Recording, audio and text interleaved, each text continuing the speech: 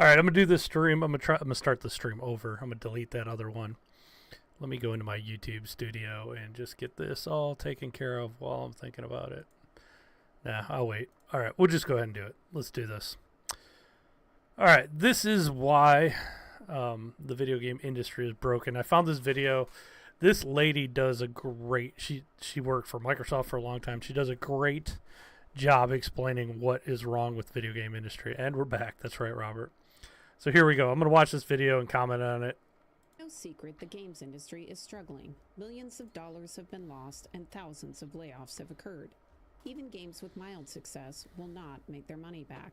One would think that these failures would create a moment of crisis, a moment of self-reflection in the industry, that studios would realize that instead of lecturing gamers about what they should want, they would listen and understand their fans. You know, the people who want to be entertained, who want to pay. Oh, imagine that, listening to your fans. That would be amazing. Maybe listening to the people that actually buy your games. Sorry, my green screen's wigging out. But that's a foreign concept in 2024. To play their games. So how did we get here? Why is it so difficult for the feedback to get through? Why aren't studios listening? Well, the problem is that over the years, they've created a bubble. And unless they turn things around and step into the light, things are only going to get worse. Let's talk about how this happened. When I first started in games, you made a game, got ready to ship, and then you talked about it at E3.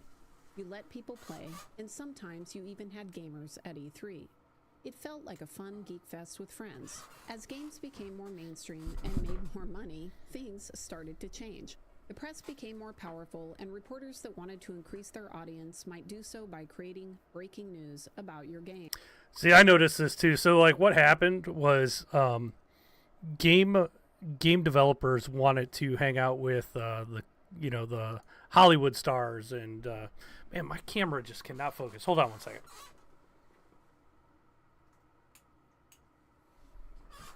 I guess it's better with the light on. I was hoping with the light off. No, E3 is dead. But what I wanted to do is I wanted to show. Of course, my camera will not. Killing it. This is my first E3 pass, regardless. You can kind of see it there. From one of my first ones from 1999.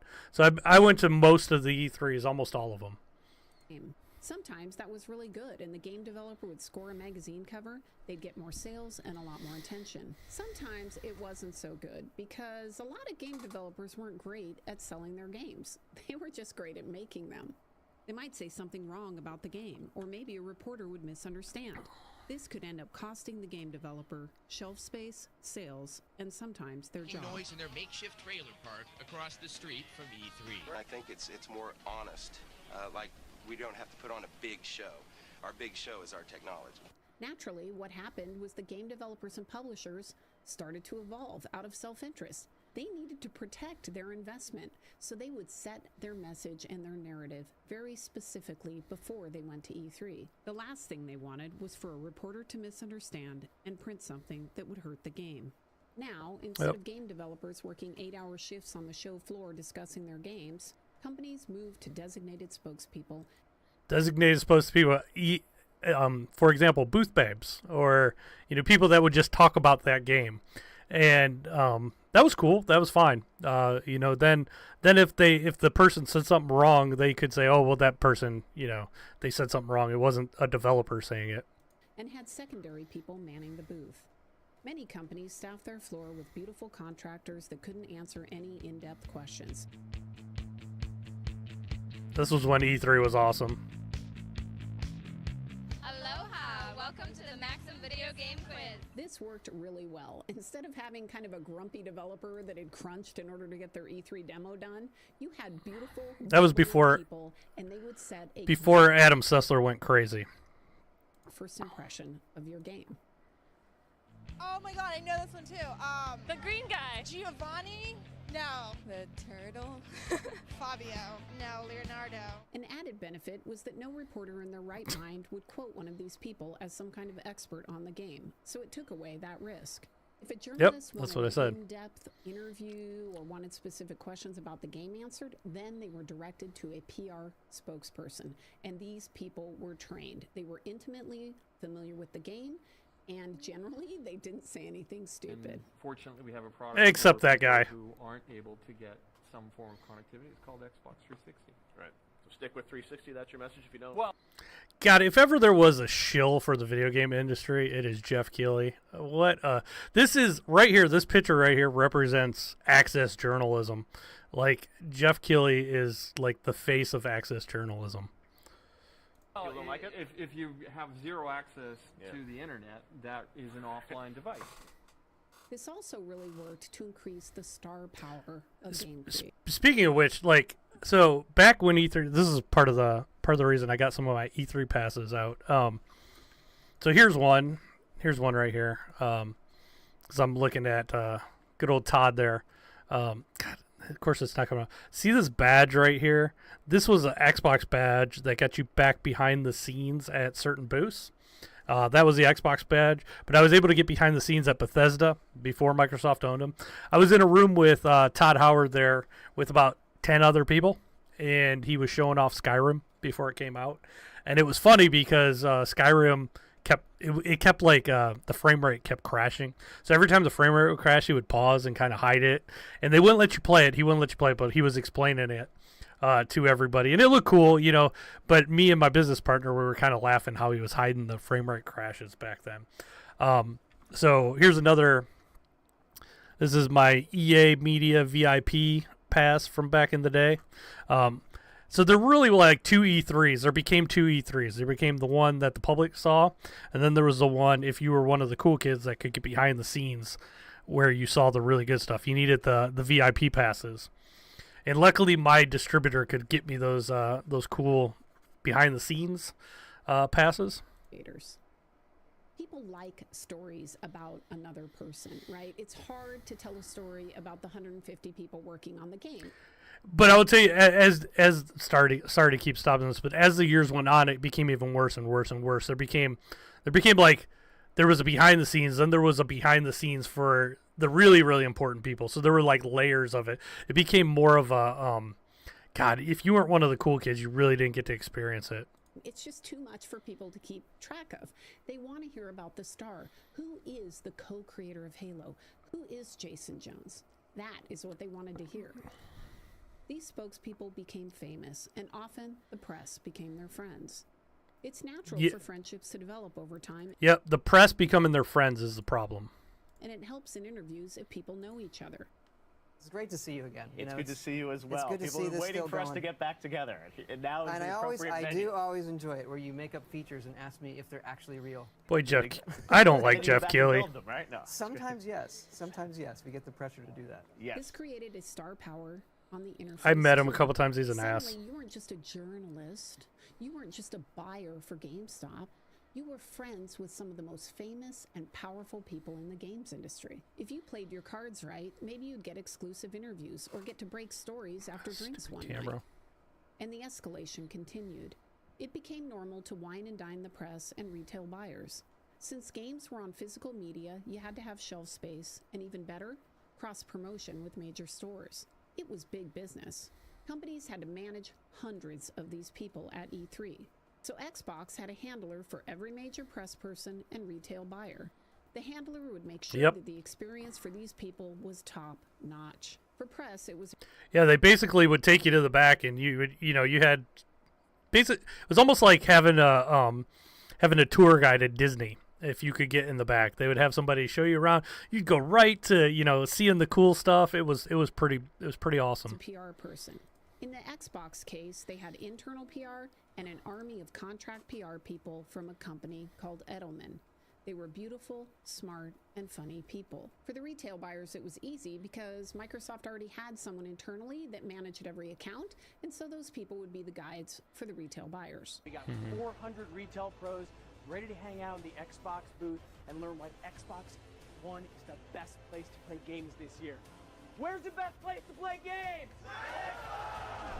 God, that's so cringe right there. That was so rehearsed. VIP, you would check in for an appointment at the desk and have a first-class tour. Access to a VIP section where you could eat, drink, and mingle with Xbox and game like I said. royalty. I was in one of those Tour, you booths might see a doing the presentation Connect. by one of the creators, followed by a hands-on demo, staffed appropriately so that your experience was perfect.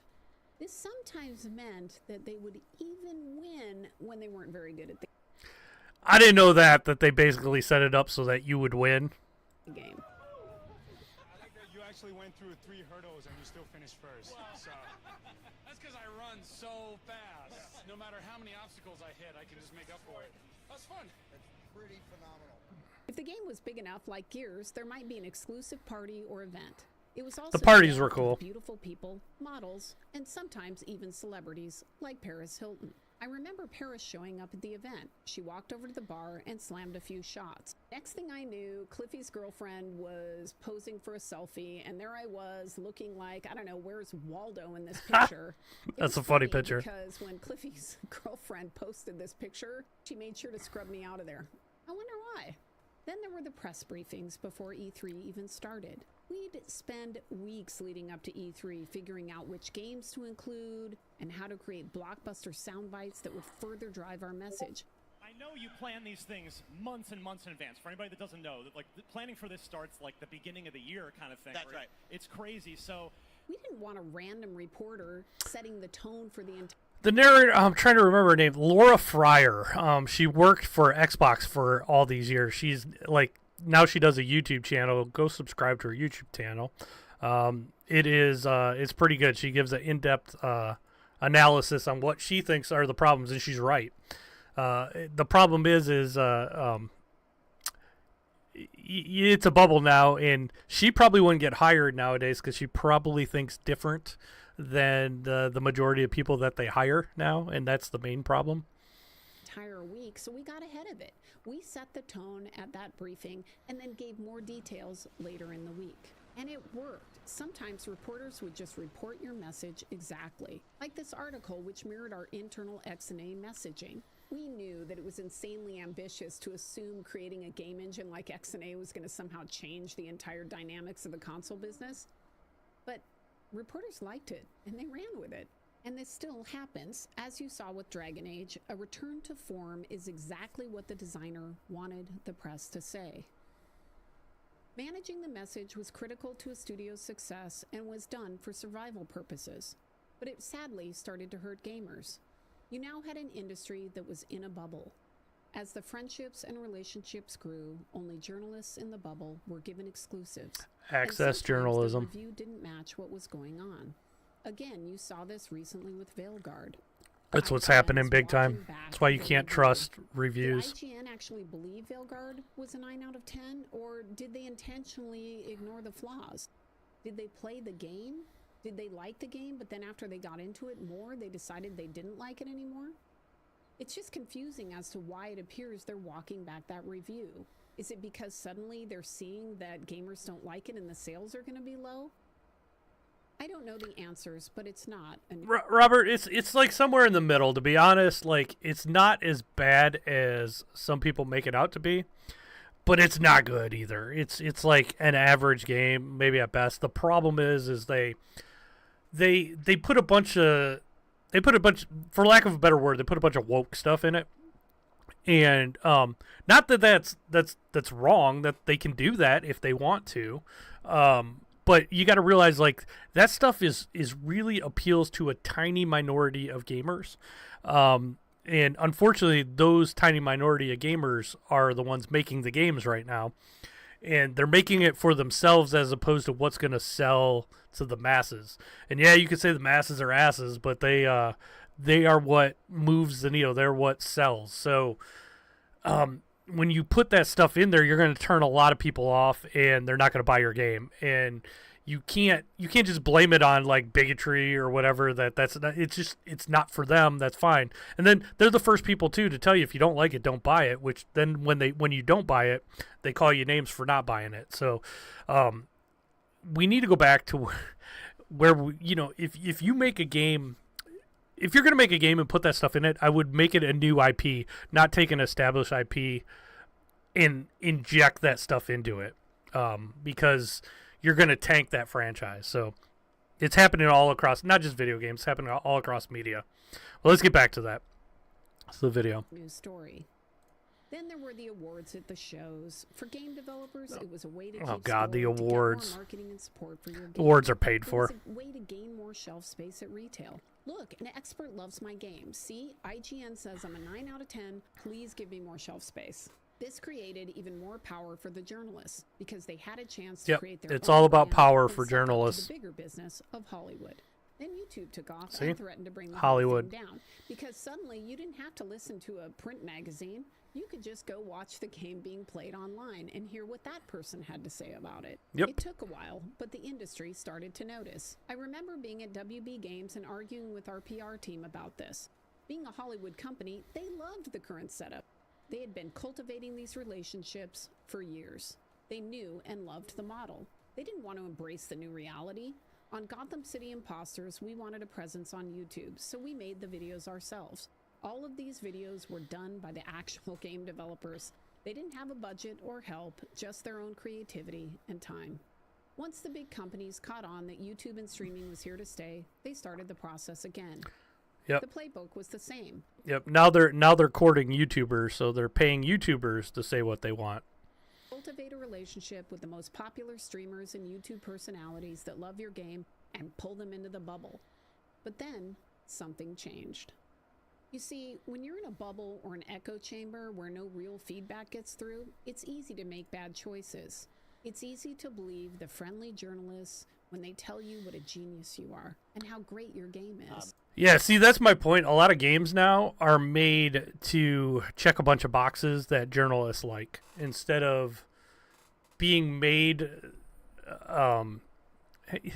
They're almost like the video game developers are almost making the games now for the journalists, and the journalists they're all in a bubble and they all kind of think the same, so they're making the games for themselves and they'll give it good ratings because it's something that appeals to them, but they don't represent the majority of the people. They represent a tiny amount of people. My mic is low. Wow. Okay. Well, the video volume is low.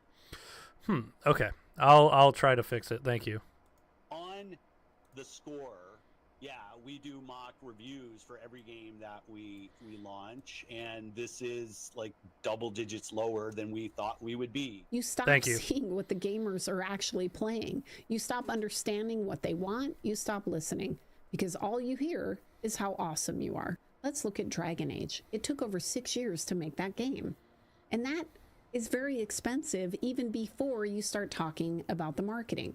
This means you're going to have to sell a lot of copies, and that means you're going to have to appeal to as many people as possible. Right there. She hit the nail on it. You're going to have to appeal to as many people as possible. When you put that stuff in there that they put in there, that only appeals to, and I'm not saying it's wrong. I'm just saying when you make a game that appeals to a tiny amount of people, just expect it to sell a tiny amount. Look, shipping a game is really hard, and I give these developers a lot of credit for getting it out the door. Yeah, I agree, Robert, There's no on question that some people like the game, and that's great. But it's looking like it won't be enough, and I have concerns this will lead to more layoffs. Also, as a gamer, I have no problem with game developers taking risks with their content. Who doesn't love innovation? But that doesn't mean I'll buy your game. There are many games I like and many that I don't. This is true of movies too. And that's the beauty and the challenge of working in the games industry. Sometimes you will make something that you think is good and people don't love it. I was proud of That is so true. Like sometimes, here's the thing, like I sell a lot of stuff at conventions and I see other vendors. I'm going to relate this to other vendors. I see other vendors making stuff or selling stuff that they think is cool. Like it's cool to them, but it doesn't sell. Because it's not just because you think something's cool doesn't mean it's going to sell. So yeah, that's kind of where she's going with that. Of every single game I shipped, but not all of them had commercial success, and it was frustrating. But I didn't blame the gamers for that. Instead, I tried to look back. I tried to Robert, you really don't even need to revolutionize. You need to start just giving people what they want. Like if they want a new Gears, make a new Gears. Like a new Halo, make a new Halo. Like there's no reason that there wasn't, like Helldivers should have been Halo. To be honest, like Helldivers 2. If you look at it, you're basically going down to the planet in reach pods. there's no reason they couldn't have done that with Halo or a Gears game. They could copy that formula and put out a Halo or a Gears game really soon. They don't need to. I guess they don't need to put as much time and effort as they think they do. Microsoft, if they weren't buying so many companies, they could put more effort into their current IPs that they have. Something like Gears of War or Halo, they should come out like every other year. They should have that. Those are tentpole franchises that they should be working on constantly and just giving people what they want. And then when you have a franchise like that, you can't inject it with new ideologies and expect it to do well. Reflect. What did we do well on this game? What could we have done better? Why didn't this work out? And as the leader of a studio or a game, I always looked at myself first. War in the North was also a commercial failure, a fact that... Well, I'll tell you, the development time, I have a theory on the development time. Here's what's going on with that. The second you ship a game, you're out of a job. On a lot of developers, it's like building a house. Like if you're a contractor that builds a house, once the house is built, you gotta find a new job. You gotta find a new thing to build. And if you stall and take your time making the building or the game, it's in your best interest to take as much time as possible, especially if somebody big is paying you to do it. So, sometimes it's in your best interest to hold on to it and polish it a little bit longer, because once that game ships, you're out of a job. That many critics attributed to the timing of its release, being released only 10 days before the juggernaut of fantasy gaming, Skyrim. Gaming is entertainment. People aren't forced to buy your message or your game. Holding back user reviews for a few days only buys you a few days. Eventually, the truth. Holding back user reviews is a telltale sign that a game sucks. When a game is good, the reviews will come out. Reviews will come out ahead of time, especially the media reviews. They'll come out way ahead of time if they're favorable. But if the game sucks, you won't see the reviews until after the game launches. It comes out. Eventually, people notice that you aren't delivering fun games, and they stop giving you money. Everybody knows it's over. Everybody except you. When people ask me why AAA games are in trouble, this is it. Because they're not reflecting on what they could do better. Instead, they're attacking the people that they want to sell their games to. They hate the people they're making games for. It is not a winning strategy. It reminds me of Plato's allegory of the cave. It's where people only see what is on the wall in front of them. They don't see that there is a fire behind them and puppets that are creating the images that they see on the wall. What they're seeing isn't real. And if only they would turn around and walk into the light, they would know the truth. They would be able to change. It's hard, but fortunately, they made the cave. They made the fake reality. They can turn around at any time. And I, for one, hope they do. Because I really want more I want great good games. games. I want more good games, too. So yeah, I thought this video, man, it just spoke to me. It was awesome. She did a really good job. Go give her a follow. Her channel is really insightful. I don't know what that is at the end, but yeah, her channel is awesome. Her name is Laura Fryer, LauraFryer, Laura Fryer. So bravo. She hit the nail on the head with everything. And as a lifelong, I went to almost every E3 there was. I miss it. It's never coming back. But I saw the writing on the wall that I called E3 dying before it actually did, because it became multiple E3s. There was one for the regular people, then there was the behind the scenes for the cool kids. And if you couldn't see the behind the scenes stuff, it wasn't very good. All right. So if you guys could hit a thumbs up for me, like this, that would be fantastic. If not, thanks for watching.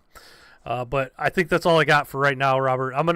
I'll be back with another video I'm working on later. I'm going to try to do more of this sort of thing and more of my videos. So thanks everybody for hanging out.